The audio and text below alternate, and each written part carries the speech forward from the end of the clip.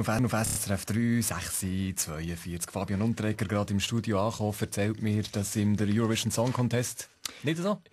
Nicht so total extrem begeistert wie andere Veranstalter auf dieser Welt. Es sind schlechte Songs, darum habe ich nachher einen Vorschlag. Wir machen nachher, kennst du Wax Rosanna? Nein. Wow, hoppla. Um die Hüften kreisen lassen. Ja, schöner Song. Aber erst nachher, zuerst mal das Wesentliche. Zum Glück ist wichtig.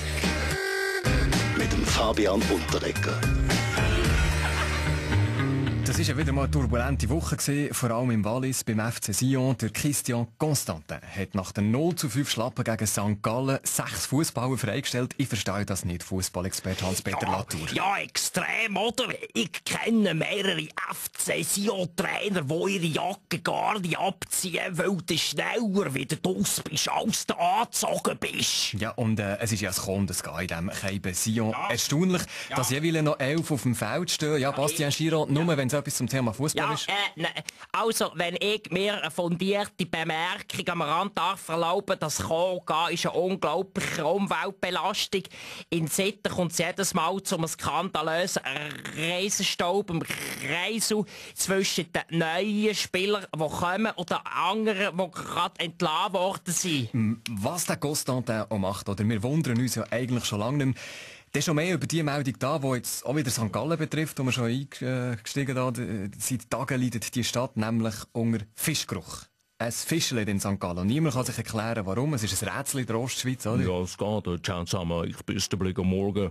Das ist voll mein Röschel. Nice to have. Ich könnte schon sagen, woher der Fischgeschmack konkret kommt. Ich bin keiner von dieser Materie. Es bleibt ein Rätsel. Bleiben wir beim Grusigen. Es ist ein Eurovision Song Contest ohne Schweiz im Final. Wer schaut gleich am Samstag der Final? Roger Federer? Ja gut, ich meine, ich habe schon auf Rasen und auf Song gespielt, oder? Indoor und Outdoor. Dabei bin ich immer klein und bescheiden geblieben, oder? Unter uns, ich schaue mal an den Contest, weil ich schließlich auch wieder mal ein Finale erleben will, oder? Dazu rauche ich zum ersten Mal einen Ofen mit der Melke, oder? Anders halt ist das Geduld ja gar nicht aus, oder? Und auch die Schweden Hockey-WM, die interessiert aber weltweit gesehen jetzt lange nicht so viele wie der komische Song Contest. Immerhin, die Schweiz hat Legendäres geleistet, oder? An dieser WM. Ist im Halbfinale, hat gestern gegen Tschechien gewonnen. Da kann man doch jetzt mal stolz auf die Schweiz sein. Nationalrat Christoph Mürgeli. Ja, nicht nur dort, oder? Da sehen wir doch deutlich, die Schweizer sind einfach die fleissigeren Arbeiter als die Osteuropäer.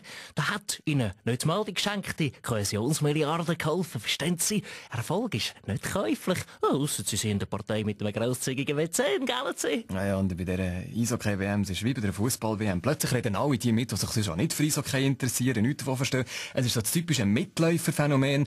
Weltwoche-Chef Roger Köppel. Wir verstehen etwas. Wer aufs Glatteis geführt wird, hat's nicht glatt, aber gescheite Schleifschuhe an. Um was geht's? Recherchen von der Weltwoche haben gegeben, dass Eis auf Hochdeutsch nicht immer gelassen ist, aber immer kalt. Ein weiterer Beweis, dass Klimaerwärmung ein Hurenseich. Gut, ich wiederhole mich drum. Punkt.